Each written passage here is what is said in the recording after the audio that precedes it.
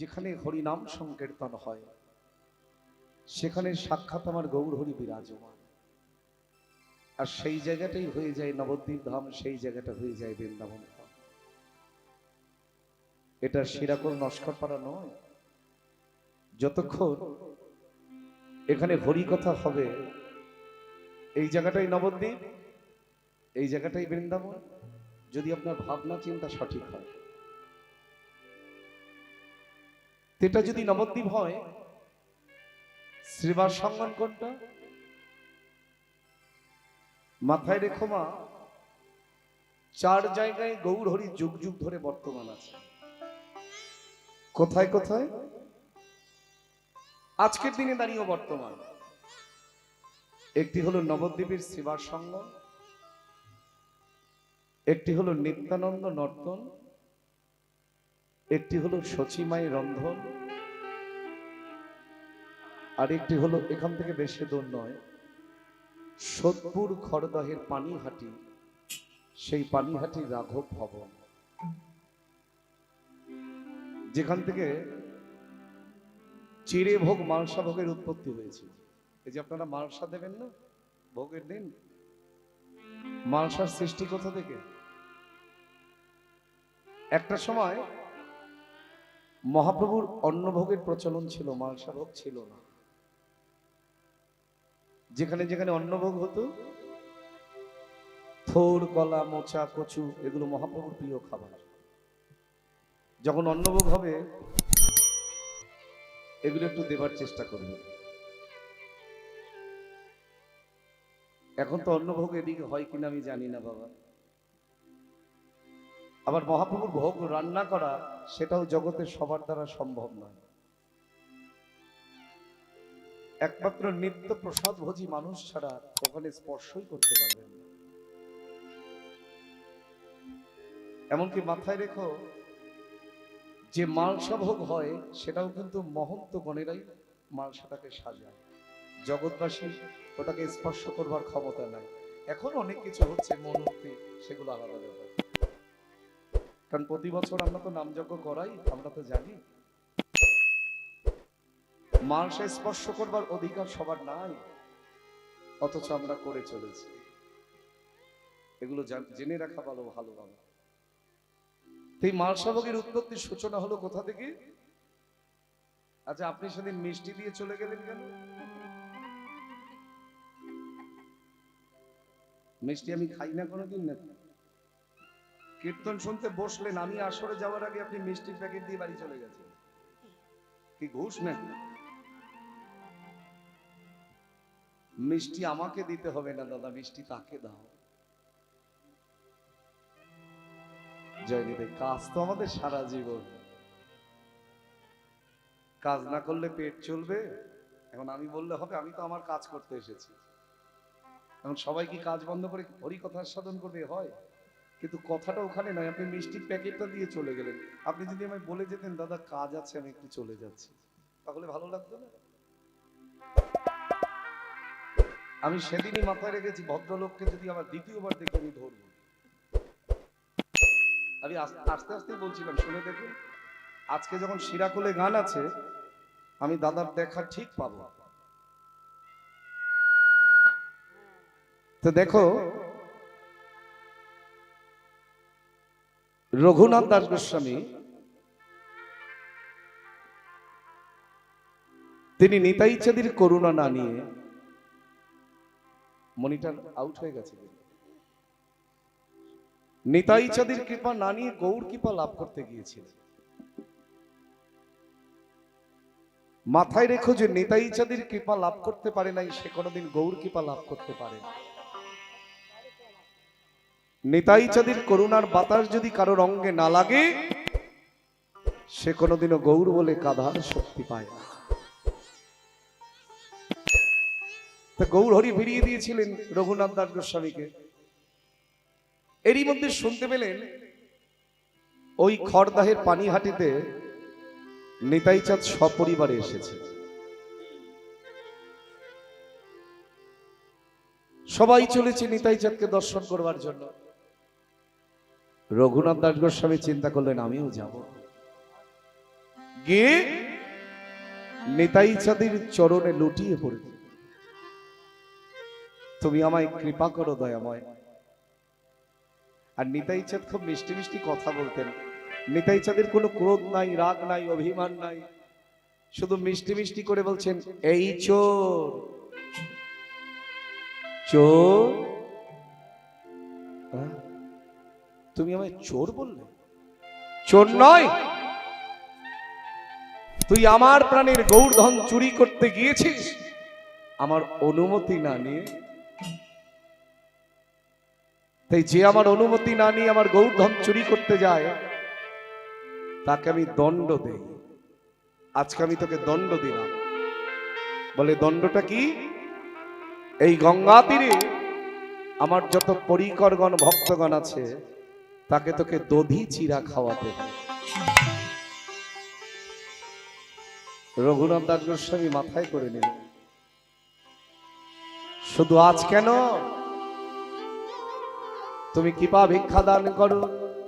শুধু আজ নয়, তোমাদের দুই ভাইকে যেন যুগে যুগে সেবা করাতে পারি, যেন যেন যুগে যুগে সেবা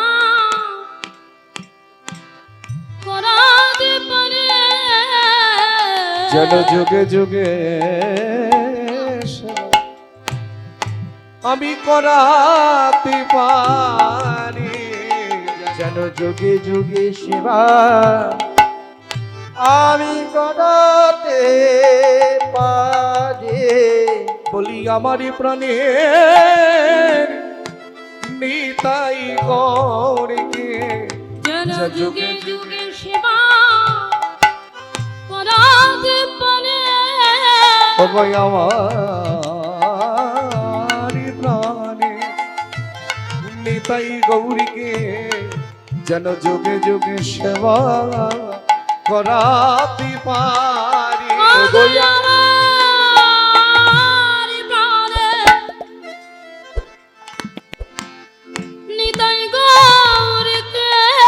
শুধু তোমার চরণে এই মিনতি, ও গো আমার প্রাণে নিতাই গৌরকে, শুধু তোমার চরণে এই মিনতি, যুগে যুগে সেবা করাতে পারি, আমি আর কিছু চাই না প্রভু। যুগে যুগে সেবা করাতে পারে, আর কিছু চাই না প্রভু, যুগে যুগে সেবা করাতে পারে, যেন যুগে যুগে সেবা করাতে পারে। ওখান থেকেই চিরে ভোগ মালসা ভোগের উৎপত্তি হল। এই চার জায়গায় গৌরহরি যুগ যুগ ধরে বর্তমান। আজকে নবদ্বীপের শ্রীবাস সম্মেলনে গৌরহরি বিরাজমান। শ্রীবাস কথার অর্থ কি? শ্রী শব্দ হয় সুন্দর, আর বাস মানে বলো, বাস মানে হলো বাসা। আপনি সুন্দর বাসা থেকে এসেছেন, আবার সুন্দর বাসাতে ফিরে যাবেন।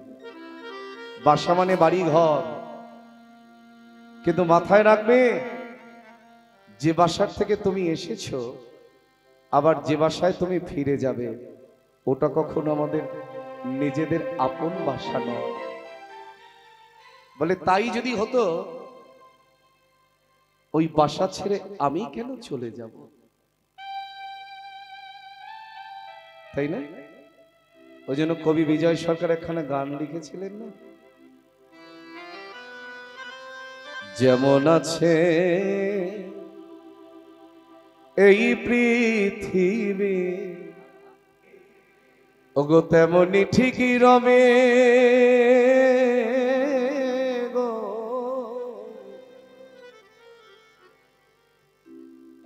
স্বাধীর সুন্দর পৃথিবী ছেড়ে চলে যেতে হবে। আহা, এগুলো কীর্তনের গান নয়, তবু এই দুই এক কলি গাইতে বড় ভালো লাগে বাবা। যেমন আছে এই পৃথিবী ওগো তেমনি ঠিকই রবে রবে গো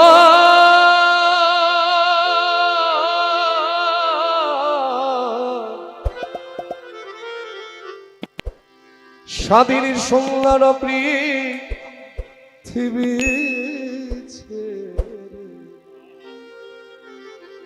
চলে যেতে হবে, অথচ যেটা ছেড়ে চলে যেতে হবে সেটাই আঁকড়ে ধরে পড়ে রয়েছে। দিন দিন কামনা বাসনার বেড়া জালে আমার এমন অবস্থা, আমার প্রাণটা অষ্টাগত, তথাপি আমি ছাড়তে পারি না বাবা। যে বাসায় আমার ঠাঁই হবে না, যে বাসায় আমার স্থান হবে না, সেই বাসায় কখনো তিনি থাকতে পারেন? এই জাগতিক জগতের বাড়ি ঘরে যদি ময়লা আবর্জনা জমে যায়, আমরা কি করি? প্রতিনিয়ত সেই ময়লা আবর্জনাটাকে পরিষ্কার করি। তো জাগতিক জগতের ঘরে যদি ময়লা আবর্জনা জমে যায়, সেটা যেমন পরিষ্কার করতে হয়, পরমার্থিক জগতেও ভগবানের দেওয়া ঘর, এই ঘরকে যদি পরিষ্কার করতে না পারো, বলে এই ঘরটা কি করে পরিষ্কার করব? এটা হলো কর্ণকুট পাত্র, আর এই কর্ণকুট পাত্র দিয়ে প্রতিনিয়ত তুমি যত হরি কথা আস্বাদন করবে, এই কানটাই কৃষ্ণ প্রেমময় হবে। আর এই হরি কথা ধীরে ধীরে ধীরে ধীরে হৃদয়ের মাঝে প্রবেশ করে কৃষ্ণ নামের প্রেমের বিকার জন্মাবে। আর যখন কৃষ্ণ নামের প্রেমের বিকার জন্মগ্রহণ করবে, তখন এই দেহের মধ্যে যে সঞ্চিত ময়লা আবর্জনা হরি নামের নয়ন জল দিয়ে টেনে বার করে দেবে। সেই দিনই তোমার এই দেহ ঘরটা পরিষ্কার হবে, আর সেই দিনই তুমি নিতাই গৌরকে তোমার হৃদয়ে ঘরে জায়গা দিতে পারবে।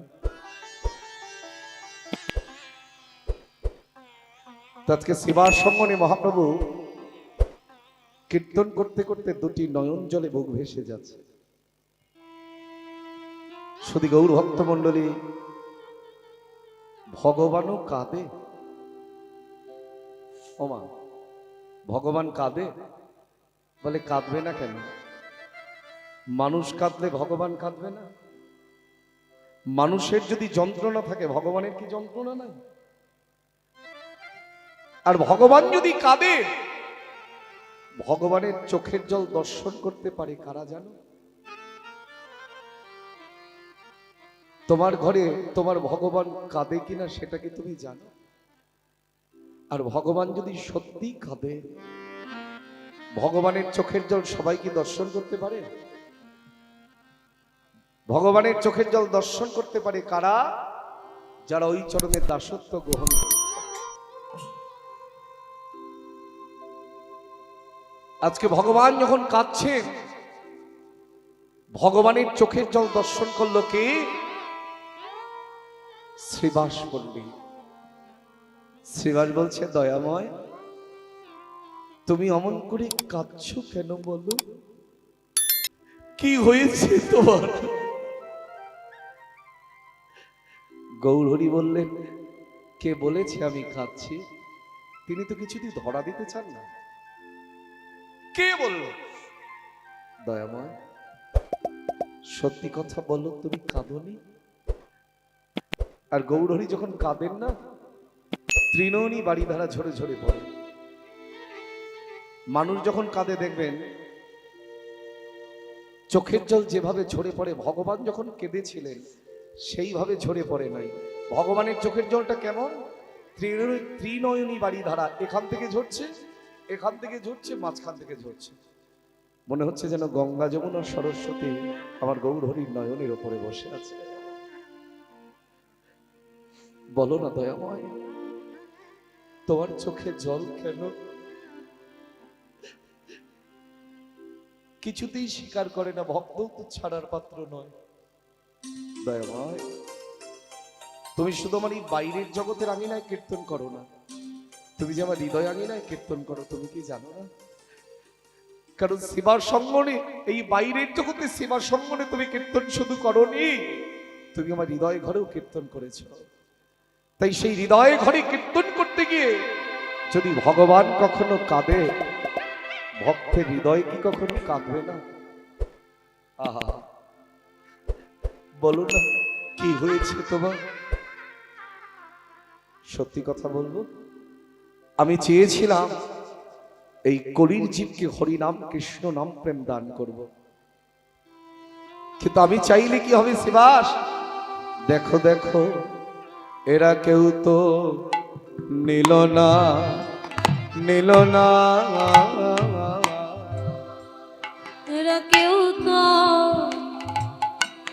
নিল না, নিল না, এরা কেউ তো নিল না, নিল না, কেউ তো নিল না, নিল না। আমি মাথায় করে এনেছিলাম, এরা কেউ তো নিল না, নিল না। আমি মাথায় করে এনেছিলাম, কেউ তো নিল না, নিল না।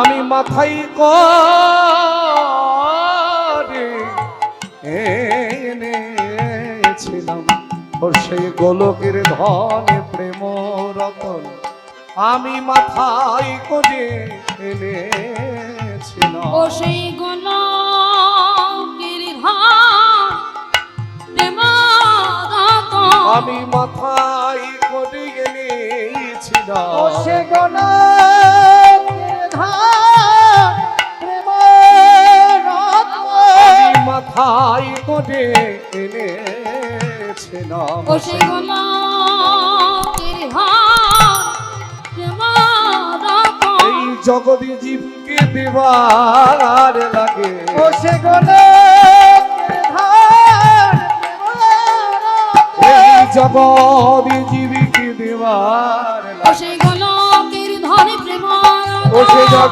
জগৎকে দেবার ও সেই লাগে, গোলকের ধান প্রেম ও সে রতন, জগৎকে দেবার ও সেই লাগে। গোলকের ধান প্রেম তোরা কেউ তো নিল না, নিল না। শিবাস বলছে, প্রভু কেউ নেবে কেমন করে? এই ঘোর কলিকালে তুমি যে একা, তুমি কি পারবে এই কলির জীবকে হরিনাম কৃষ্ণ নাম প্রেম দান করতে? আহা, গৌর হরি বললেন, কে বলেছে আমি একা? আজ আমার সঙ্গে দুজন বাহক আছে। আচ্ছা বাবা, মহাপ্রভুর হরিনাম প্রচার করবার জন্য দুজন বাহক ছিলেন। এই দুজন বাহক কারা? একজন হলেন নামাচার্য ছিল ঠাকুর হরিদাস, আর একজন হচ্ছেন অবধূত শ্রীপাদ নিত্যানন্দ। আপনাদের মনে আছে জগাই মাদাই উদ্ধারের সময় নিতাই চাঁদকে গৌর হরি আদেশ করেছিলেন, দাদা নয়নে দেখিবে যারে কৃষ্ণ নাম দিবে তাকে। নিতাই চাঁদ খুব চতুর, বলে অনিমাই আমি নয়নে দেখলাম, কাছে গেলাম, গিয়ে বললাম একবার কৃষ্ণ নাম বলো তো। আমি বলার পরও যদি সে কৃষ্ণ নাম না নিতে চায় তখন কি করব? ধরুন আমি আপনাদের চোখে দেখতে পাচ্ছি, আমি বললাম আপনারা একবার কৃষ্ণ নাম বলুন না। আমি বলার পরেও যদি আপনারা না বলেন তাহলে কি করব? নিতাই চাঁদ সেই কথাই জিজ্ঞাসা করছেন গৌর হরিকে, অনিমাই এই কলির জীব তো বড় ভয়ঙ্কর। এই নবদ্বীপের মাটিতে এসে আমি বুঝতে পেরেছি এই নবদ্বীপের মাটি পাণ্ডিত্যের মাটি।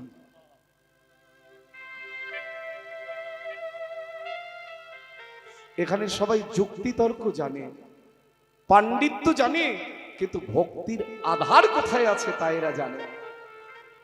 তাই ভক্তির আধার যদি প্রকাশ করতে হয় আমাদের দুই ভাইকে অনেক কষ্ট করতে হবে ভাই।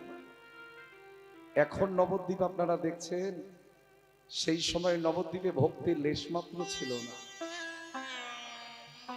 অনেক কষ্ট করতে হয়েছে নিতাই গৌর দুই ভাইকে, তবে আজকের এই ভক্তি সৃষ্টি হয়েছে। তথাপিও এখনো পুরোপুরি নির্মূল হয় নাই বাবা। এখনো নবদ্বীপে সন্ধ্যার পরে গেলে দেখতে পাবেন, তবে সেটা না দেখাই ভালো, কারণ ওই চোখ যদি ওদিকে যায় তাহলে গৌর প্রেমের জাগরণ হবে না। এখনো অনেক মানুষ দেখা যায় বাবা রাত 10টার পরে, পুরোপুরি নির্মূল হয় না। জগৎ বড় ভয়ঙ্কর। তা নিতাই চাঁদ গৌর হরিকে জিজ্ঞাসা করেছিলেন, নয়নে দেখার পর যদি কৃষ্ণ নাম না নিতে চায় কি করবে জানো দাদা? যে না চাবে না নিতে।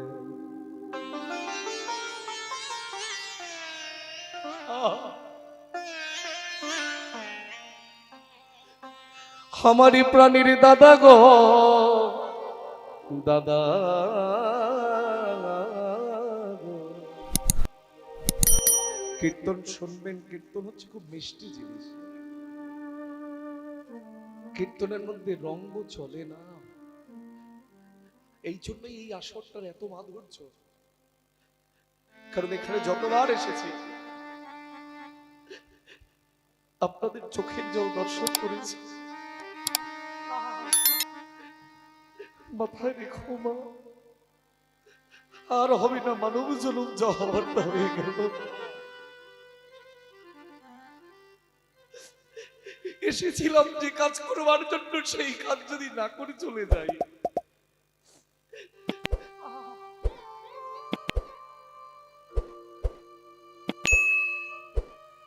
তাহলে আসা যাওয়াটাই সার হবে।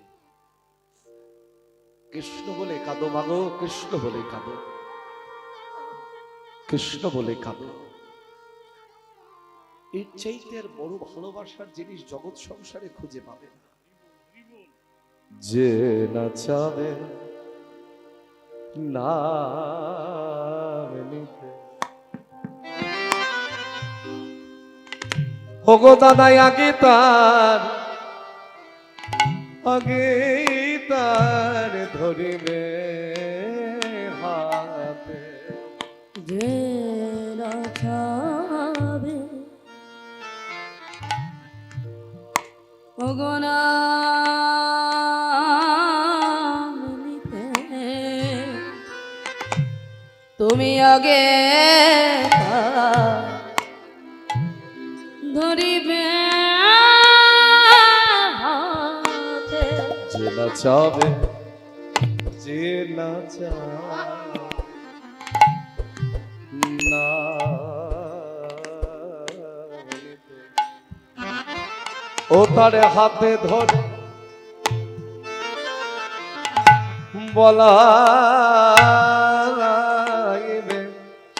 আবারই বলাইবে হরে।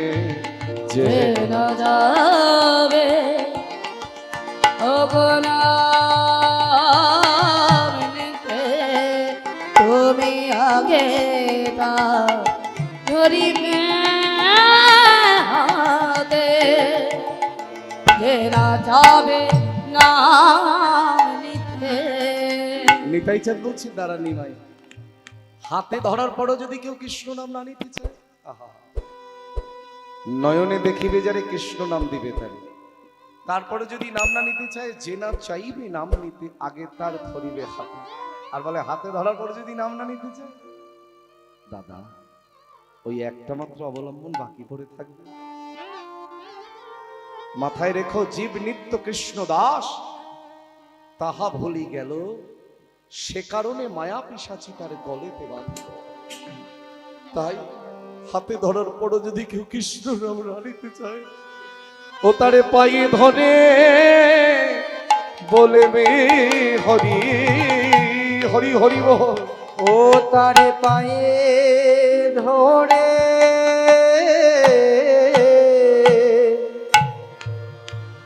ধরে বলবে হরি। ও তারে পায়ে ধরে বলবে হরি। ওদের পায়ে ধরে বলবে করে, তুমি বলবে হরি, আরে বলাবে হরি। ও তারে পায়ে ধরে বলবে হরি তুমি বলবে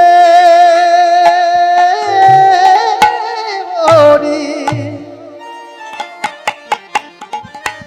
আর বলাবে হরি ওগো ধুলাই দিয়ে করা করি তুমি বলবে বলবে হরি আরে বলাবে হরে বলি ধুলা ধুলাই দিয়ে গোড়া গড়ি তুমি বলবে হরি হরি। আরে বলাবে হরি বলি ধুলা ধুলাই দিয়ে করা করি তুমি বলবে হরিয়া আরে বলবে হরি সকল জীবের পাপে তাপকে হরণ করি তুমি বলবে হরি আর বলাবে হরি যে জন্মার্জিত পাপের জন্য কলির জীব কৃষ্ণ নাম বলতে পারে না জীবের পাপে তাপকে নিজের দেহে হরণ করি তুমি বলবে বলবে খরিয়া বলবে খরি ওই ধোলা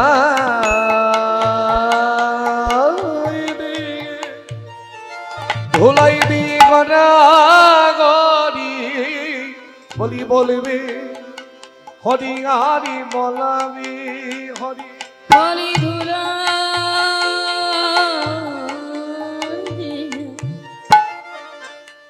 গড়া গড়ি বলি হাতে ধরি আর পায়ে পর অবধুনা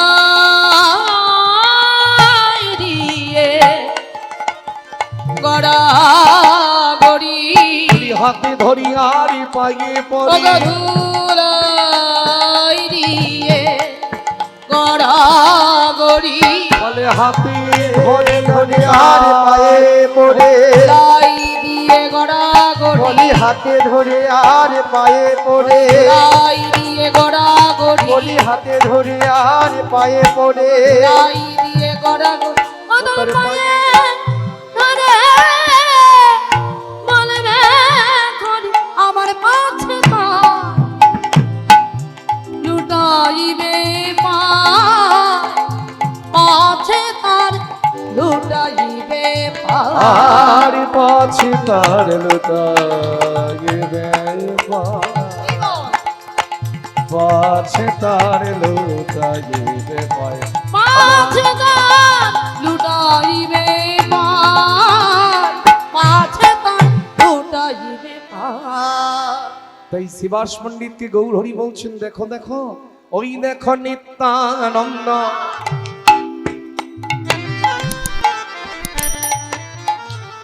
হরি দাস হরি দাস তারা ফেরে তারে দাস ওই দেখো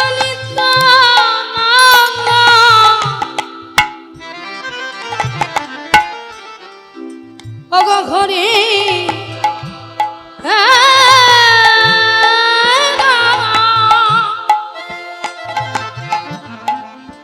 তারা ফিরে ওই দেখো নিত্যানন্দ হরি দাস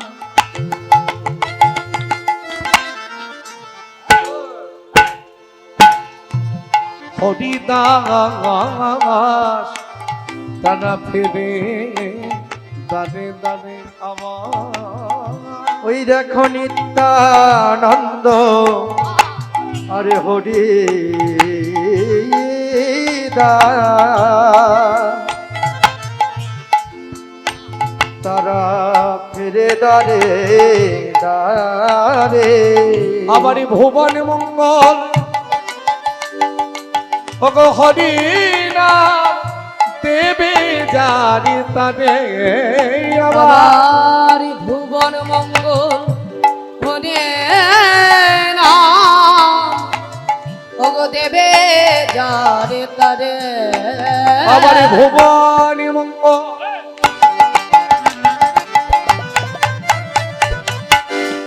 ওই ভুবন মঙ্গল ভুবন মঙ্গল হরি নাম বলি দেবে জানি তারে আমার আবার ভুবন মঙ্গল দয়াল নিতাই আমার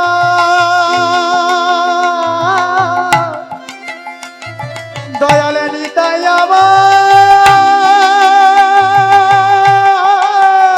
আমার দয়াল নিতাই নিতাই আমার ভুবন মঙ্গল হরে নাম ওগো দেবে যারে তারে আজি জনে জনে বিলাবে জনে জনে বিলাবে জনে জনে বিলাবে জনে জনে বিলাবে তারা কাউকে বাকি না রাখিবে জনে জনে বিলাবে তারা কাউকে বাকি না রাখিবে জনে জনে বিলাবে তারা কাউকে বাকি উলুধ্বনি না রাখিবে জনে জনে বিলাবে তারা কাউকে বাকি না রাখ হরি নামে ভুবন ভোলাই তারা কাউকে বাকি না রাখ হরি নামে ভুবন ভুলাই তারা কাউকে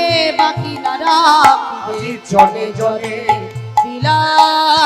বিলাবে শিবাস বলছে প্রভু তারা তো জনে জনে বিলাবে আর এই কলির জীব যদি একবার বদনে কৃষ্ণ নাম বলে ফেলে তাহলে কি হবে বলে কলির জীব যদি একবার বদনে কৃষ্ণ নাম বলে ফেলে একবার হরি নামে যত পাপ হরে তারপরে কলি জীবেরও কি সাধ্য আছে তত পাপ করে হেন কৃষ্ণ নাম জীব লয়ে বহুবার তথাপি সেই দেহেতে যদি না হয় প্রেমের অবিস্তার তবে জানিবে সেই দেহে অপরাধ আছে প্রচুর কৃষ্ণ লতা বিষ তাহে নালায় ওই অঙ্কুর এতবার হরি কথা কৃষ্ণ কথা শোনার পরেও যদি কারোর নয়নে জল না আসে মাথায় রাখবেন তাহলে সেই দেহের মধ্যে কে বলছেন ভগবান নিজে বলছেন তবে জানবে সেই দেহের মধ্যে আজও অপরাধ রয়ে গেছে যে অপরাধের দেহ থেকে এক বিন্দু কৃষ্ণ প্রেমের অশ্রু বাড়ি বরিশন হয় না অনেকে চিন্তা করতে পারেন কীর্তনিয়া বললেন একবার হরি নামে যত পাপ হরে কলি জীবেরও কি সাধ্য আছে তত পাপ করে তাহলে একবার করে হরি নাম করব আর একবার করে পাপ কাজ করব তাহলে নরকে জায়গা কথাটা ওখানে নয় আপনি সারা জীবন যত পাপ করেছেন সব মুক্তি হয়ে যাবে যদি একবার কৃষ্ণ বলতে পারেন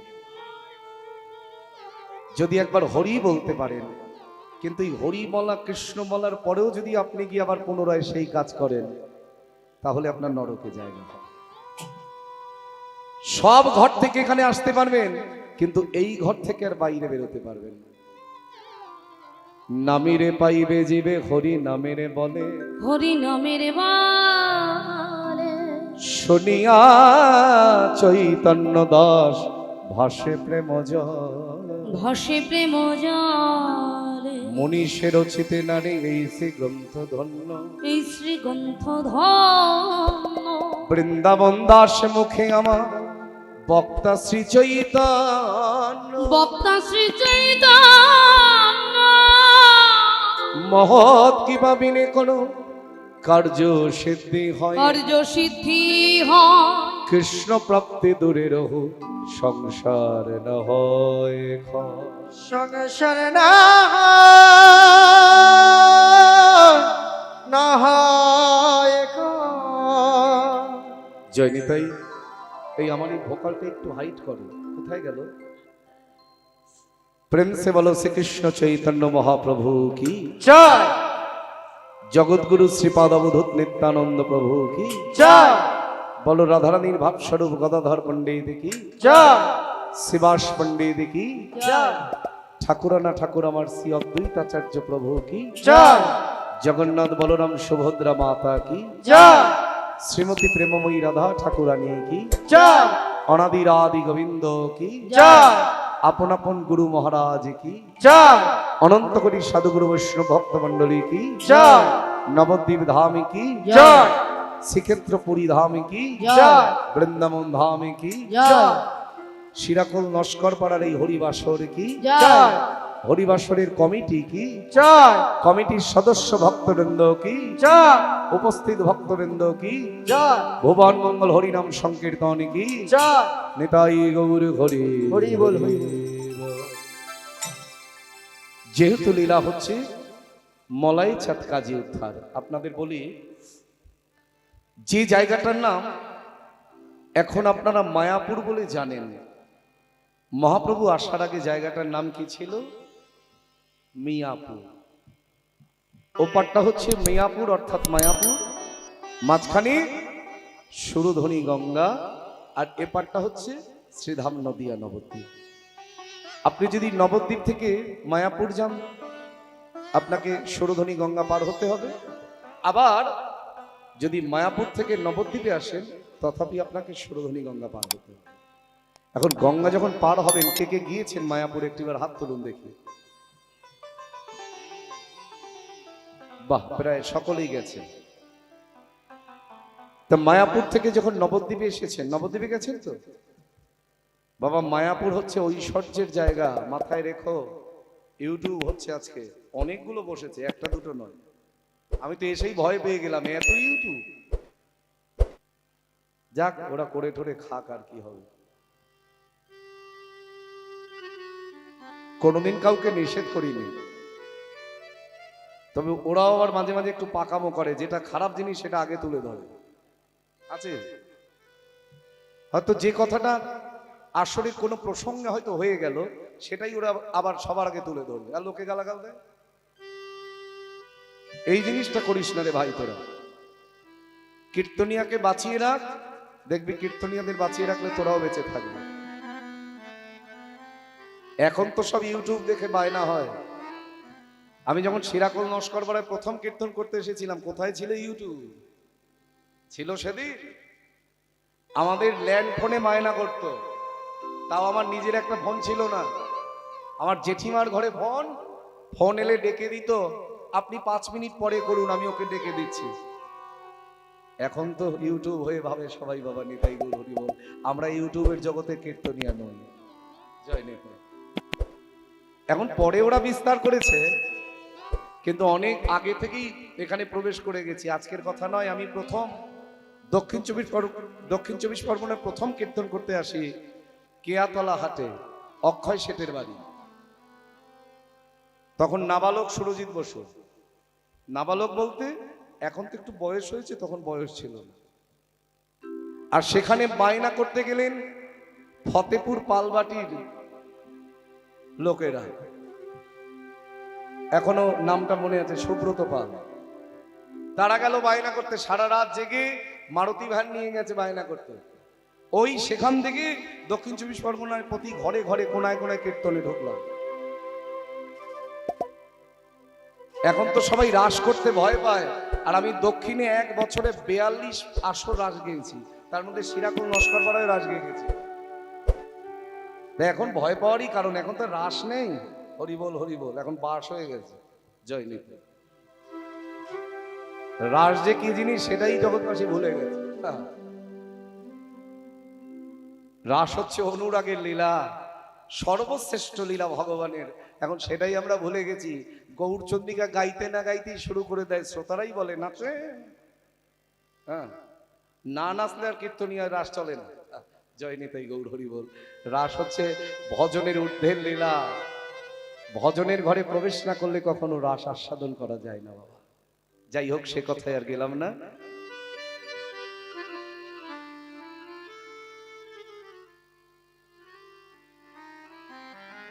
তো যখন নবদ্বীপ থেকে মায়াপুর যাবেন বা মায়াপুর থেকে নবদ্বীপে আসবেন, সুরধনী গঙ্গার জলটা দেখবেন দু রকমের কালার, দু রকমের রং, একটা দিক কালো আর একটা দিক সাদা।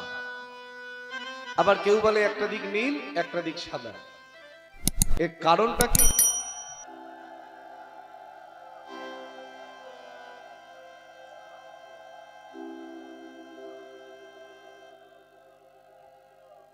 এর কারণটা কি মাথায় কেউ এনেছেন?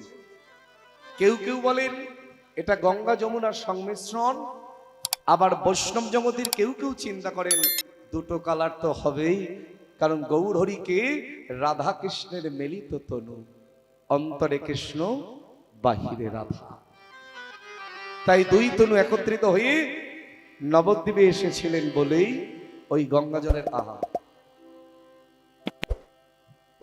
গঙ্গা জলের দু রকম কালার হয়েছিল। তো সেই সময়ে নবদ্বীপের শাসনকর্তা ছিলেন মলাইচাঁদ কাজী সাহেব, আর ওই মিয়াপুরে ছিল তার বাস। এখনো যদি আপনারা ইস্কন মন্দির দর্শন করতে যান সড়ক পথে, দেখবেন ইস্কন মন্দির থেকে 3 কিলোমিটার দূরে একজনের সমাধি দেওয়া আছে, তার নামই হচ্ছে মলাইচাঁদ কাজী, আর পাশে আছে চাপা ফুল গাছ। দেখেছো না? মহাপ্রভু নিজে বলেছিলেন কাজী সাহেবকে, যদি কোনোদিনও এই গাছে পাতা নাও থাকে, একটি করে ফুল ফুটবেই ফুটবে তোমাকে শ্রদ্ধা জ্ঞাপন করবার জন্য। আজকে সেই মধুর লীলা আমরা আস্বাদন করব।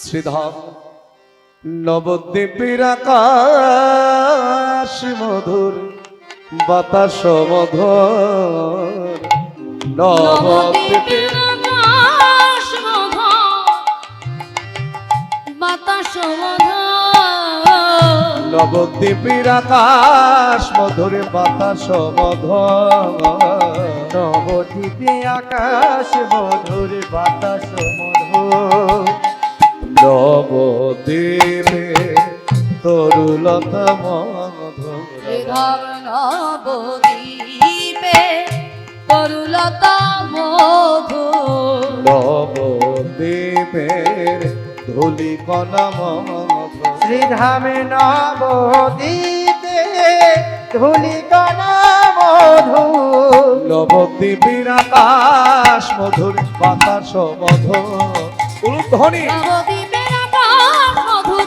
বাতাস মধুর, নবদ্বীপে আকাশ মধুর বাতাস মধুর, নবদ্বীপের আকাশ মধুর, বাতাস মধুর, নবদ্বীপে মহাপ্রভুর জন্মস্থান মধুর, নবদ্বীপে মহাপ্রভুর জন্মস্থানে মধুর, নবদ্বীপে দেবী বিষ্ণু প্রিয়ার বাণী মধুর, নবদ্বীপে দেবী বিষ্ণু প্রিয়ার বাড়ি মধুর, নবদ্বীপের সুরধ্বনি গঙ্গা মধুর, নবদ্বীপে সুরধ্বনি গঙ্গা মধুর, নবদ্বীপের আকাশ মধুরে, বাতাস মধুর, নবদ্বীপের আকাশ মধুর, বাতাস মধুর, নবদ্বীপে আকাশ মধুর বাতাস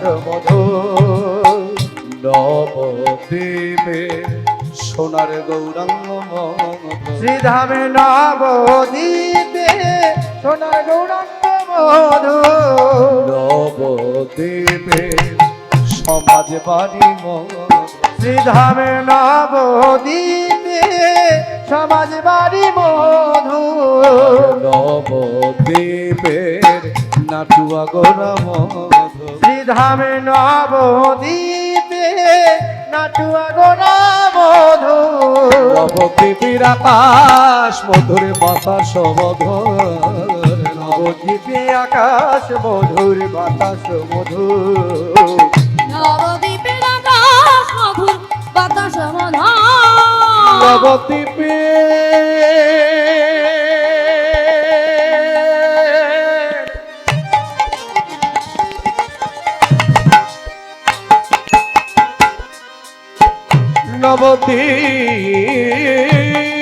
নবদ্বীপে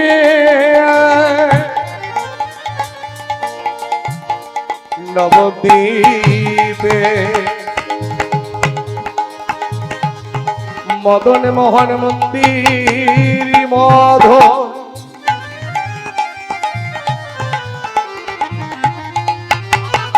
নবদ্বীপের বলদেব আক্রা মধুর নবদ্বীপের গোবিন্দ বাড়ি মধুরী নবদ্বীপের পোড়া মাতাল মধুর নবদ্বীপের আমার বলদেব মন্দির মধুর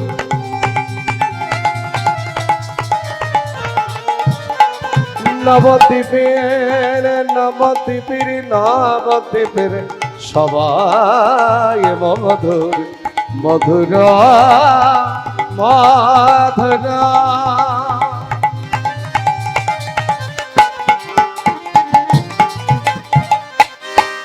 মধুর